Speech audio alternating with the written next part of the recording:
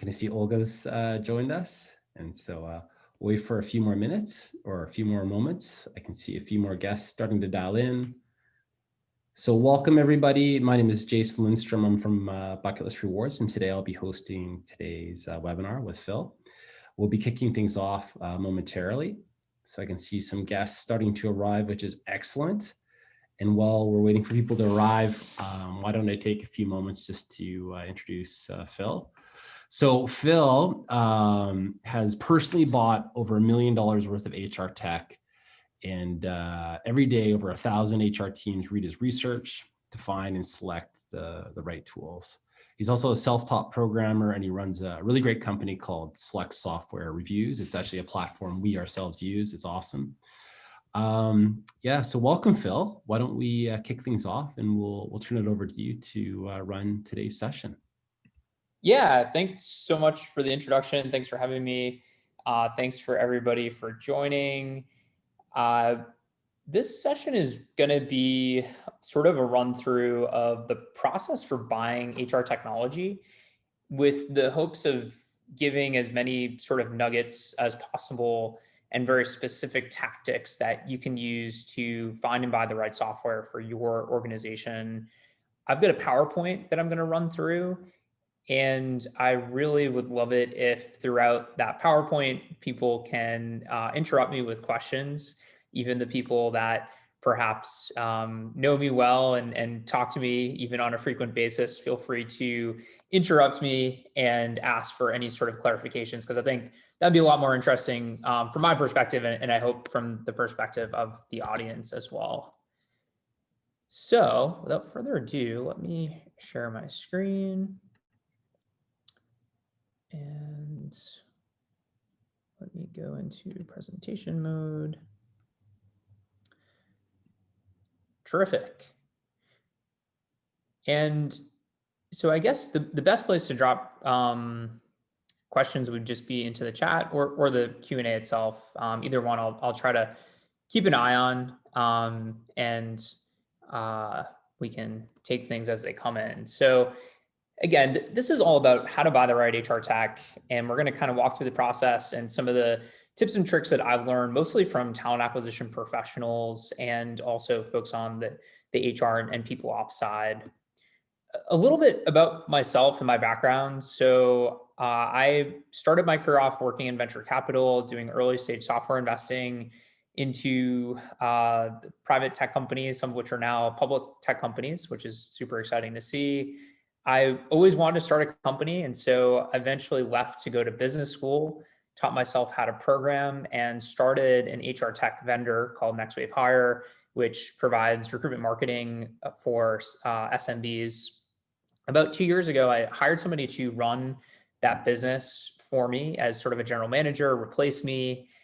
And I still had the startup bug. I wanted to start another business. I love to learn. I love to teach. And a gap in the market that I saw is that it's really hard to buy the right HR technology. There are so many vendors out there. There's not a tremendous amount of good information. And there's a lot of kind of pro tips that you can learn along the way. As pointed out in the intro, I've bought a lot of software. I've bought well over $1 million worth of HR software specifically. I've also written code for HR software. I've invested in HR software companies.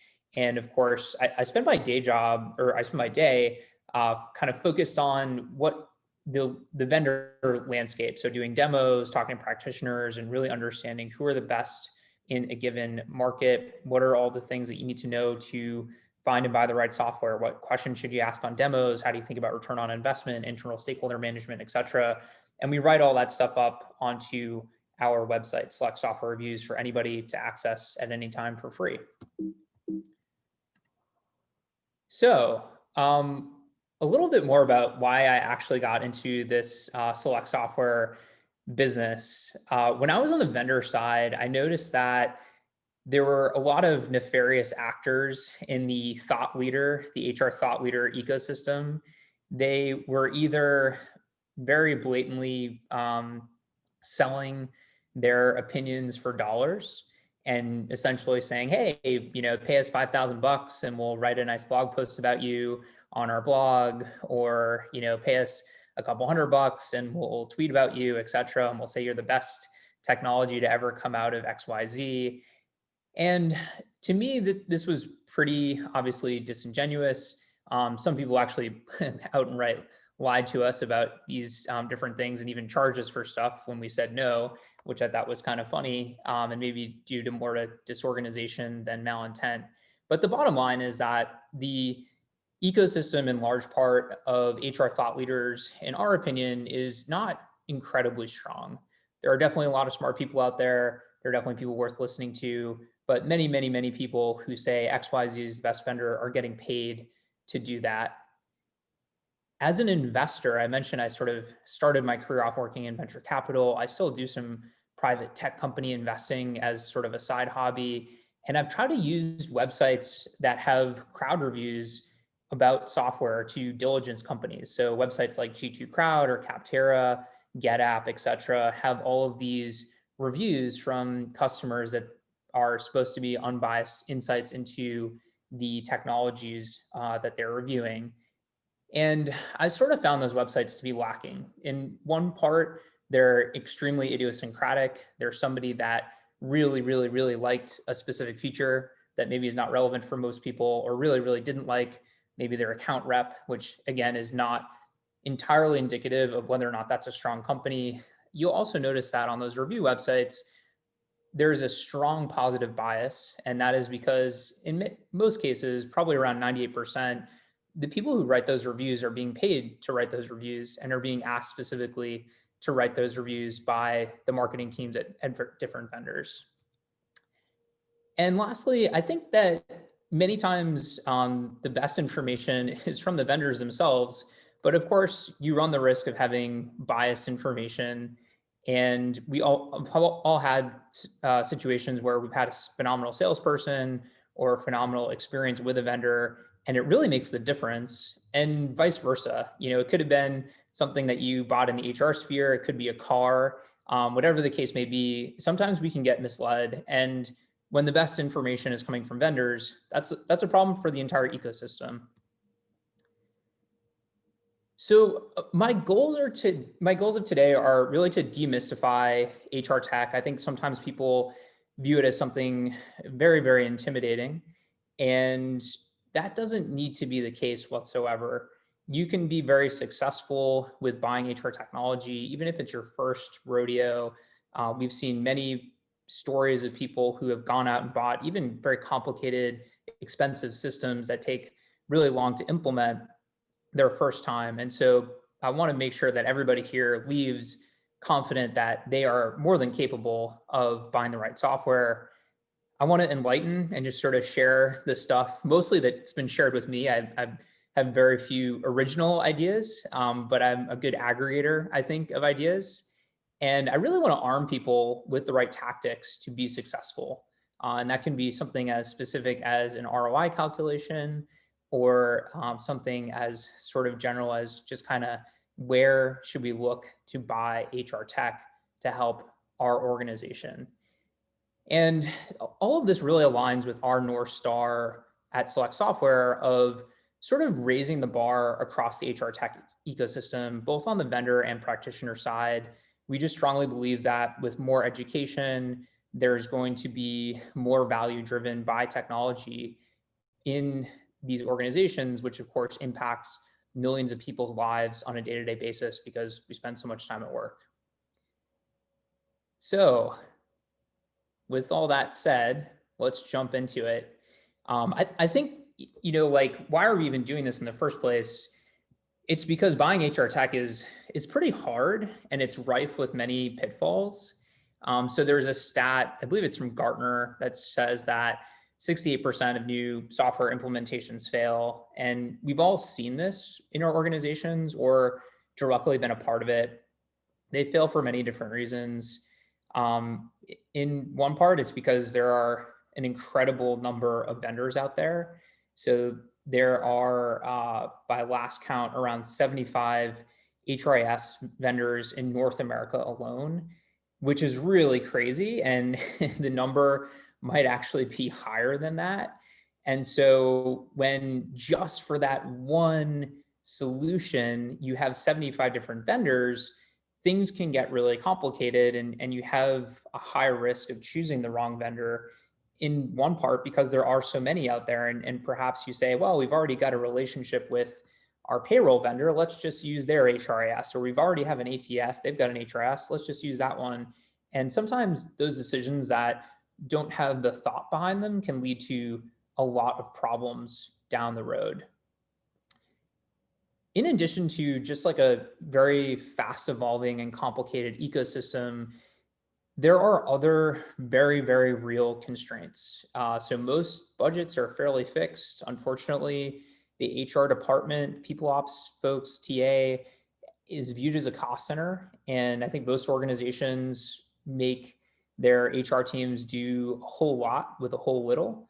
And many times that means that there's budget constraints, even on things that are super obvious. I've run into companies that have 5,000 employees that don't have an applicant tracking system. There's some really egregious examples of this. And I think that even throwing out those outliers, your average company is disastrously under-resourcing the HR team. And my hope is that some of these points, especially around the business case, will help to maybe remedy that at some of your organizations.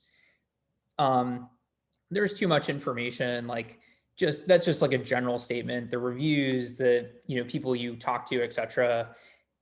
You've got other stuff going on. There's employee relations issues. There's headcount planning. There's interfacing with other functions within the organization. There's just a million things, again, that HR is tasked with, and buying and implementing HR tech is just like the other thing, the 10th thing on the list that you also have to do.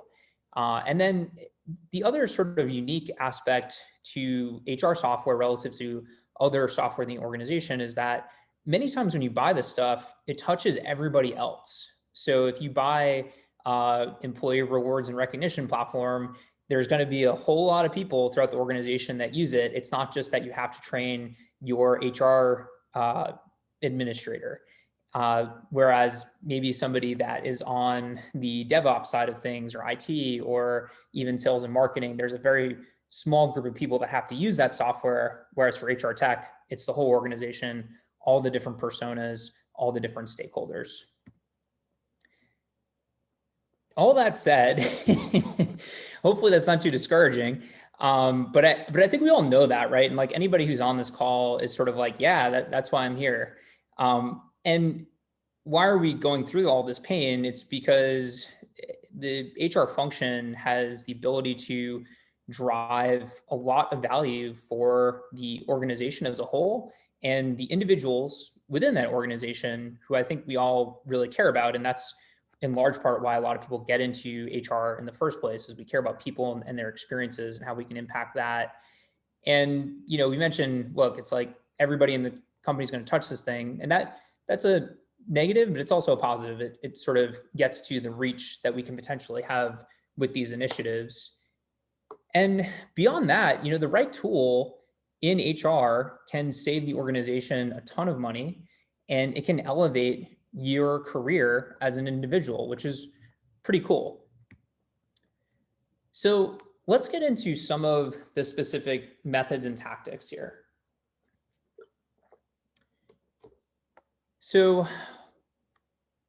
these are really the best tactics, in my opinion, that we've come across. I'm going to go through these a little bit fast and furious, because if you're thinking about pricing, I want to mention the pricing ones. If you're thinking about selection, I want to mention the selection ones, etc. And that's why I'd really encourage people to drop something in the chat or the Q&A and stop me and be like, hey, like you just mentioned XYZ, like what does that actually mean in practice? And I'll address it immediately. So step one is the business case. And I think this is something where, if we can be self-critical for a moment, I think the HR world in general is sort of lacking in the skills to put together this sort of like robust Excel model that the cold-hearted CFO will appreciate. And that's sort of the persona that I'm always trying to design my business cases for, like this unthinking, or maybe thinking but unfeeling sort of rational CFO that's either like, hey, this either makes dollars or it don't make sense, you know? And so I think that the business case is the first step for me always. If there isn't a business case, if there's no return on investment, then why are we doing this in the first place? Why are we spending our time and our efforts on it? Let's look at a specific example here to go into kind of what I'm talking about when I talk about business case. So let's say, for example, that we've identified this pain point that we don't have enough quality applicants. This is probably a pain point that many organizations feel, especially pre-COVID times and maybe even now in specific sectors and specific geographic areas. So that's our pain point. We've sort of developed a solution set. The one that we've picked is to optimize our career website. Maybe we get a lot of traffic to our career website. We don't get a lot of applicants. And so we think that the business case here is that by increasing the percentage of traffic that applies for jobs, we can get more applicants and therefore we can meet our hiring goals. And so at a high level, I hope that makes sense. Right now, we need more people. We think by telling a better story on our career website, increasing our employer brand, we'll get more applicants. And I think that the key here now is to think about the CFO, this like cold-hearted person who wants to understand how much is this going to cost me and how much are we going to get out of it? And so the cost part is usually fairly straightforward. Hey, we're going to spend some money on content. That's 5 to 10K in a small case, maybe hundreds of thousands of dollars in a big case. We're going to have a content management system. We're going to, X, Y, Z. It's going to cost us $20,000, let's just say. And on the other side of things, let's say we get 1,000 people that come to our career website every month. And right now, 5% of those, or 50 per month, apply for a job. And we have an applicant to hire ratio of 10 to 1. And so those 50 applicants become 5 hires. Let's say that we optimize the career website, it's mobile optimized, get some better content, et cetera. And that 5% number goes to 10%. So for that same 1,000 person a month traffic, we now get 100 applicants versus the 50 previous ones. We still have that same 10 to 1 app to hire ratio. But now we have 10 hires versus 5, which is 5 extra hires per month. And let's say our cost per hire is $2,000. So 5 extra hires, $2,000, that's $10,000 per month. We spent $20,000 to begin with. So in 2 months, we'll recoup our costs. And after that, it's all gravy. That's the sort of analysis, I think, that is really important to understand, is this worth your time? Because you might have to believe that your conversion rate has to increase by 20% in order to make this ROI positive. And maybe that's an unrealistic assumption. It's also important to get the budget. And it's also important to evangelize your success. And that's something we'll get to in a couple of slides. Step number 2 is internal stakeholder management. So our big tip here is to create an internal buying committee. You will be very, very shocked at the people in other functions that care about the thing that you care about. So for example, maybe it's, hey, we have an employee retention problem. Let's work on culture. Put it out there in Slack or your internal message board or your intranet or whatever the mode of communication makes sense, and say, hey, here in the people team, we're going to work on this employee culture project over the next X amount of months. Anybody's interested, let us know. You'll get people across the organization, and they're going to be the gunners of the organization. They're going to be people that are taking on more work. And so if you think about that persona, it's somebody who is hard charging, who probably has a lot of internal respect, and probably somebody who's pretty smart as well. Get a couple of people from across the organization into this committee. You got diversity of thoughts. You're going to have better ideas about how to solve this problem. You're going to have those people help you vet solutions going forward. And you're also going to have that person's juice when it comes time to get the budget, as well as when it comes time for implementation. So if you think about the potential solutions for increasing the culture quotient in your company, most of those are going to touch a lot of the employees in your organization. And I think it can be one thing for HR to say, hey, we're going to use this new tool. And it can be another thing for that functional leader who's the gunner, who raises their hand for more work to say, hey, we're going to use this thing. And I was actually part of the whole process. And here's why it's going to be amazing. Here's why you should do it. Here's what you should do, et cetera. It's going to be a smoother process from start to finish. And again, I realize I'm sort of going through these fairly quickly, and probably some of these could be their own sort of discussions. And so if there are things that need clarification or things that people want to chat about further, just drop it in the Q&A section. Cool. So number 3 here, vendor discovery. So how do we actually try to pick the right vendors? Your network can be a really good place to get recommendations. It can be a really bad place as well. You want to make sure that you're asking people that have similar goals, that have similar competencies. If a company is way far beyond you or behind you in terms of their abilities to implement technology, or they're in a totally different industry, you got to take that with a huge grain of salt. Online groups can be good as well, but again, you're going to get a lot of these individuals who are paid to pump certain technologies. And of course, a nice Google search will probably, hopefully, land you on our website, and we'll give you some good advice as well. Again, the pitfalls here are individual bias. So somebody that maybe has information that is not relevant to your organization, or somebody who maybe had an idiosyncratically good or bad experience with a vendor or type of technology. Review bias, Capterra, G2, highly skewed to be positive reviews. And of course, list bias as well. A lot of times you type in, best ATS into Google, you might end up on an ATS website and the number one vendor is them. And it's not entirely transparent that that's what's going on. Once you have developed a list of companies, it's really important to stay organized. We see this all the time where people, if you do a couple of these demos, they can sort of bleed together in your head. And so we actually have a bunch of spreadsheets on our website. If you need help tracking them down, just shoot me an email or find me on LinkedIn. But we really recommend make a list of your must-have features, your nice-to-have features, and figure out which vendors have which, as well as any appropriate notes. So maybe, coming in the pipeline next quarter in their product roadmap, or yes, they have it, but it doesn't include XYZ thing that we really want, et cetera.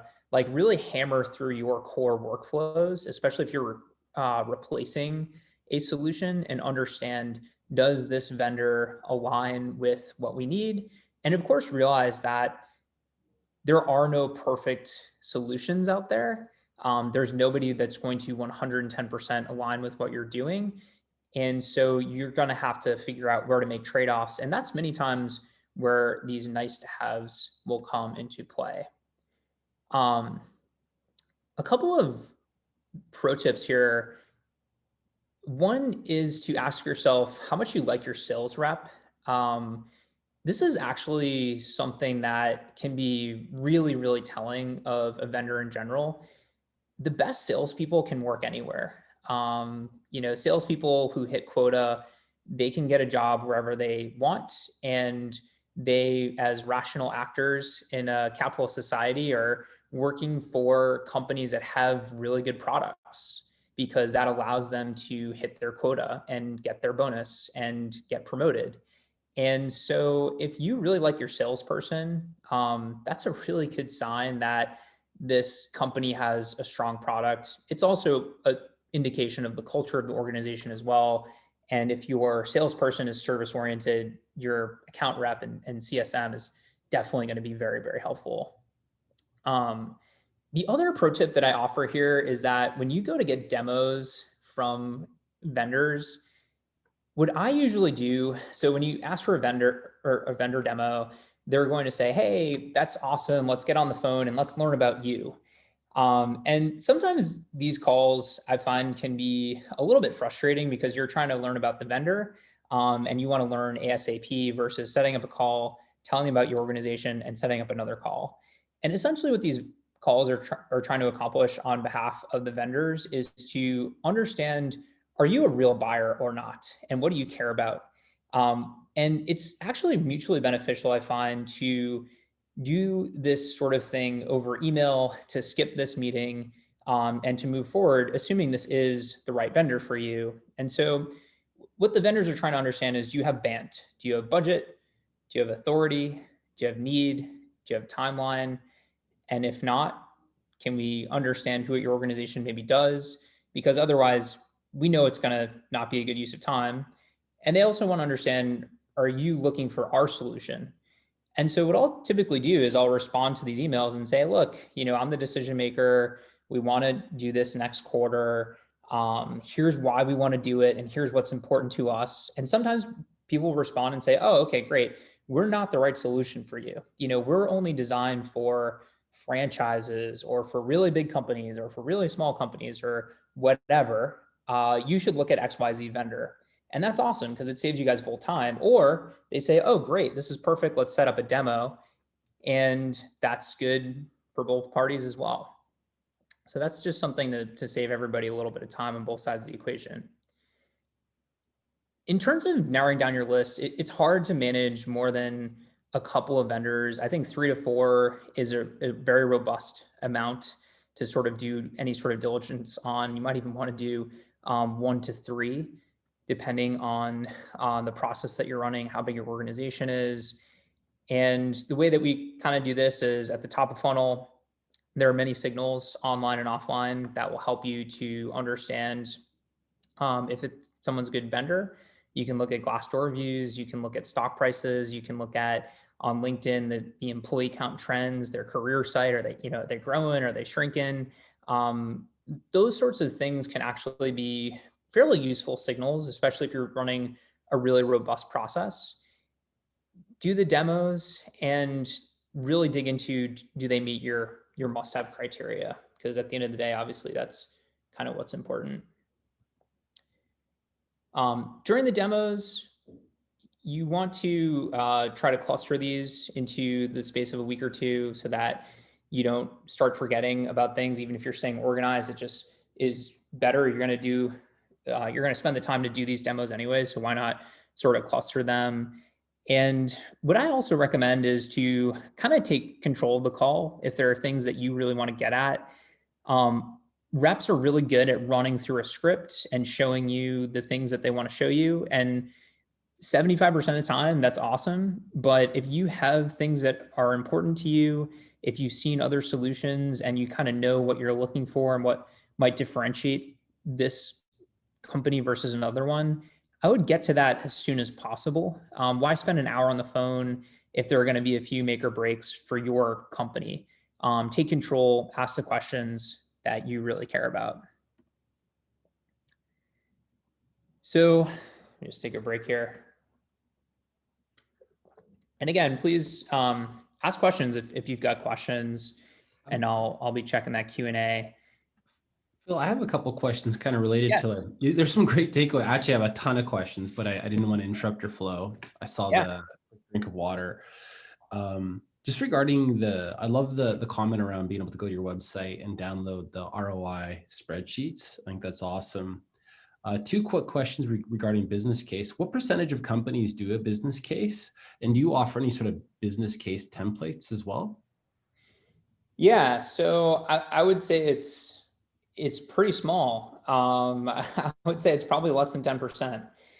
And it's really, there's a very strong correlation with this sort of like highest performing organizations that we really look up to and the ones that do them, and vice versa. And I think that's because the highest performing individuals and organizations want to be super thoughtful with their resources. And we all have a lot of bias in the way that we make decisions. And I think that, we might get a week or 2 week stretch where the same ER issue has come up again and again, and it's like, oh, geez, we really need to focus on XYZ.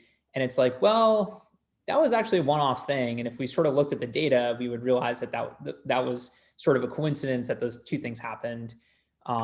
In terms of templates, we have a URL on our site that is all about HR tech ROI, and there are 6 or 7 calculators there. There's a bunch of videos. It goes into excruciating detail about how to do this stuff for different use cases, including, like a employee rewards and recognition sort of platform, using different sourcing technologies, et cetera. And so if you Google like HR tech ROI or HR tech ROI select software, you will certainly get to that page. Great. And you know what I'll do from our end too, Phil? I'll include those in the follow-up email. So everybody who's on today's call, you'll get a recording of today's session, but also we'll be sure to embed links to the ROI page along with the kind of comparison template as well. Those are some awesome tools. So cool. Thank you, sir.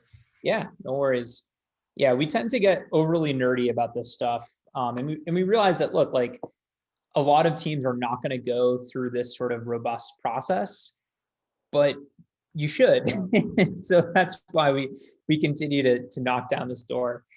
In terms of, internal buy-in, we sort of mapped out this process at the beginning to build a team that's going to help you at the top of funnel to make better decisions through a diversity of thought. Somebody from product, engineering, marketing, et cetera. They're going to have different takes on different tools, different strategies, and they're also going to help you to do selection and to get the budget and to implement correctly.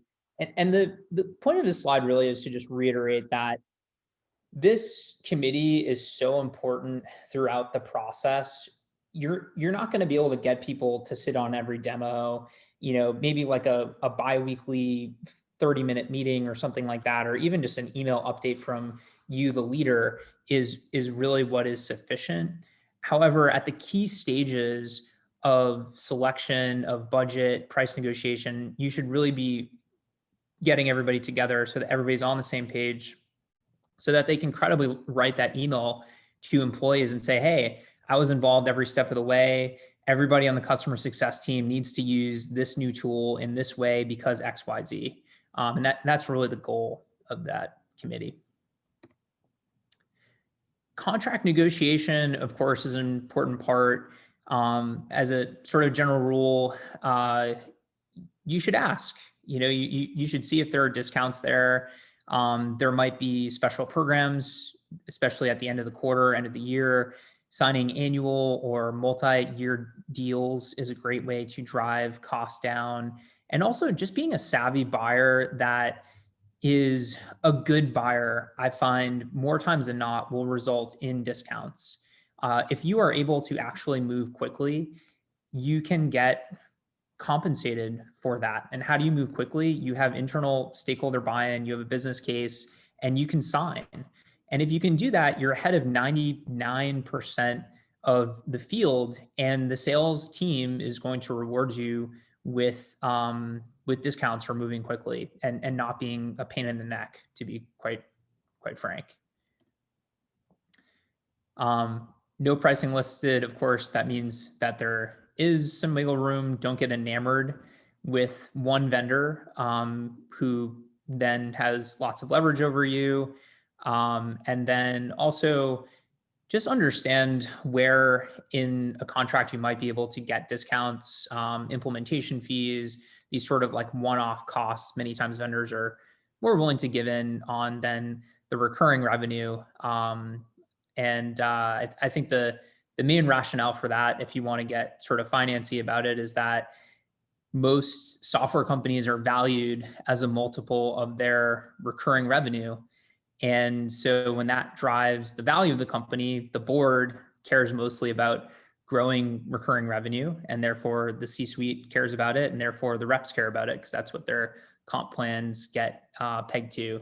And so if you can find areas of a contract that maybe aren't recurring revenue, you can get those to be discounted more aggressively.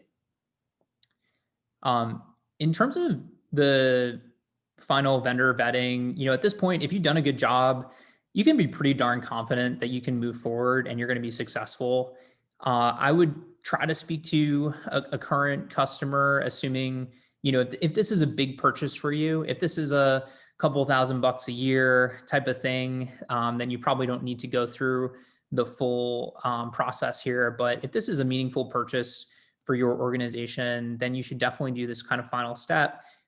Really dig into the specifics around how they used it, how they were onboarded, the process. If you ask something like, do you like it? They're going to say yes, because they were recommended by the vendor to speak to you. I'm sure they're quite happy, but really understanding how they're actually using the tool, the value that they're perhaps getting out of it, asking for some of those specific datas, and taking sort of like a toddler mentality. I like to say, ask why,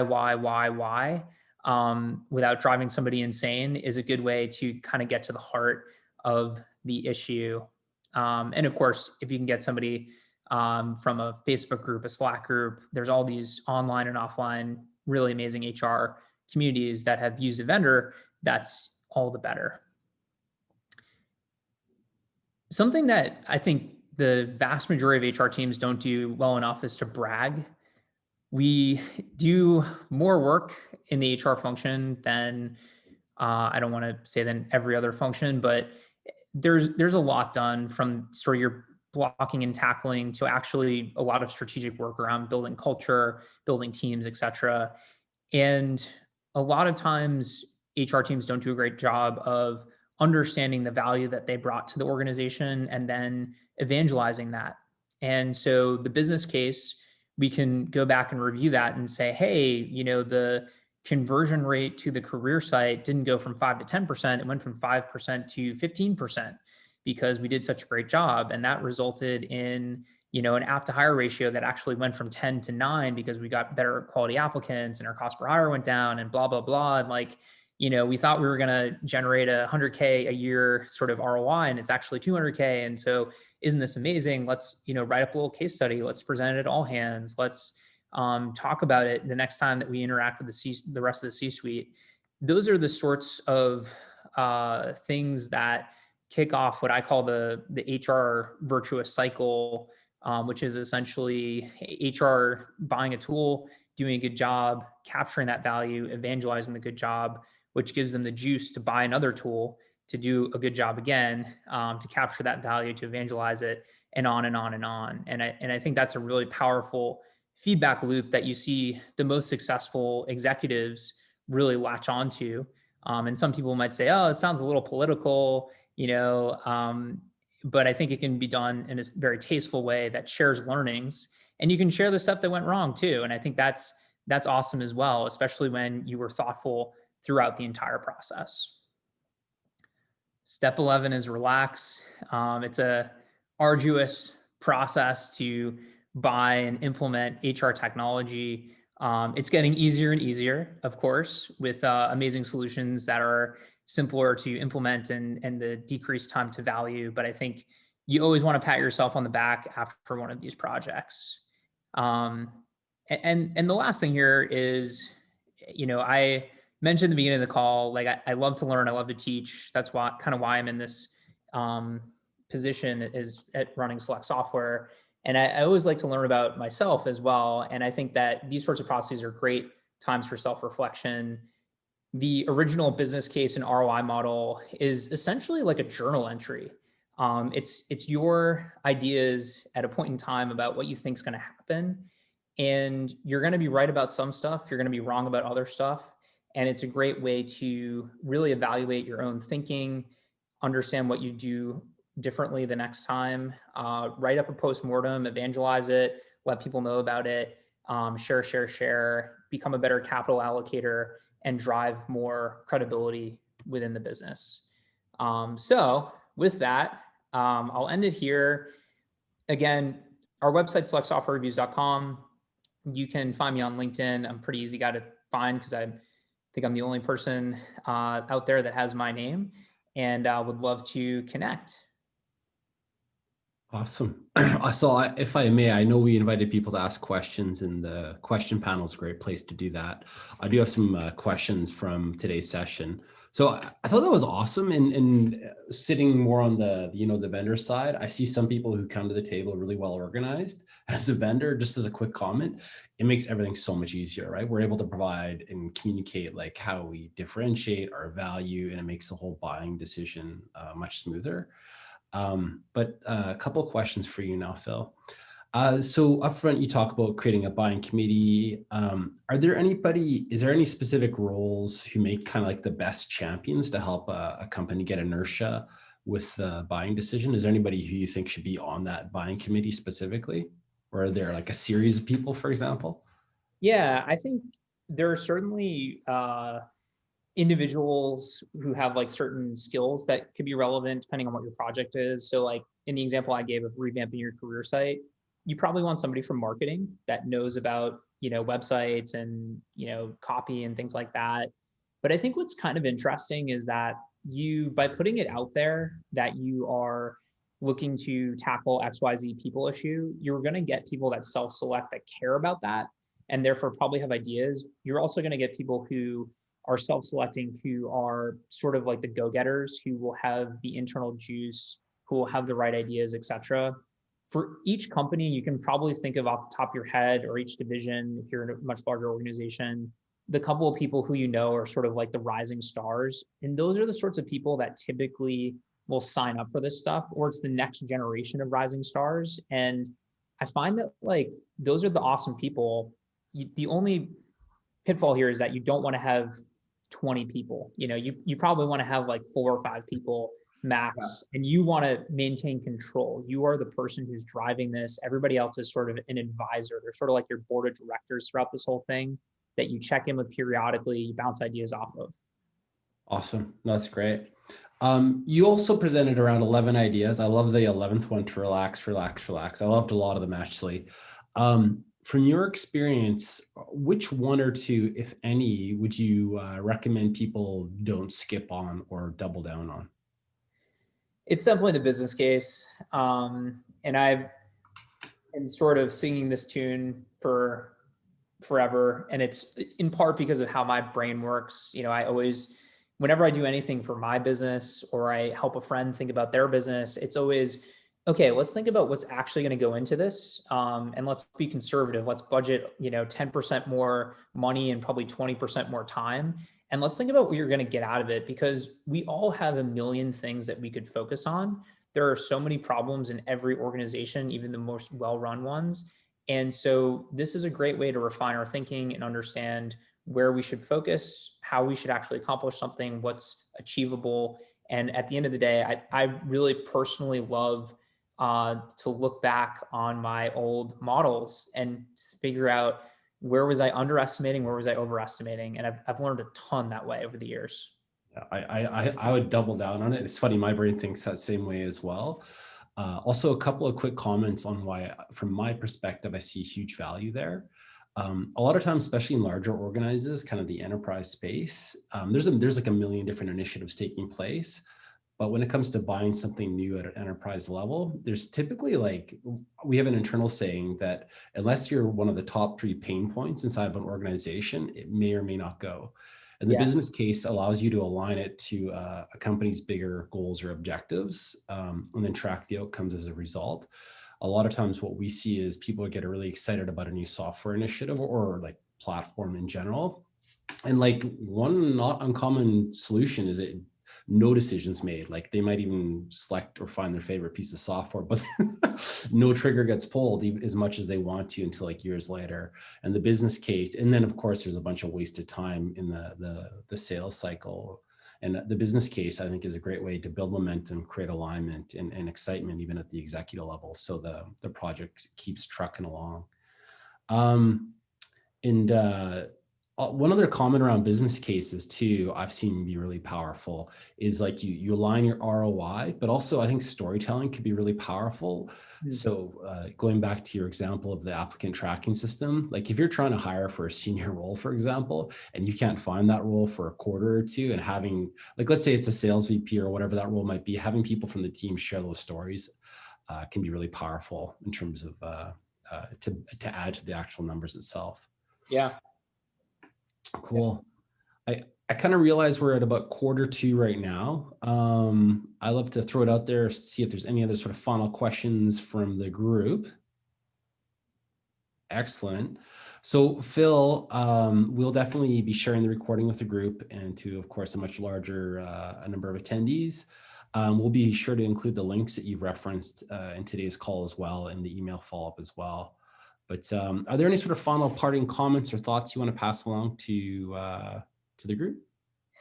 Yeah, I think my last thing is just to say that the skill set of buying enterprise software is developed over the course of many years and iterations. And so like kudos to anybody who's out there like trying to build this skill set, because it's not going anywhere. Like it's getting more and more important, and the individuals who want to rise in their careers, the organizations who want to really drive value, they're going to learn how to do this better and better, and they're going to reap the massive rewards of staying ahead of their competition.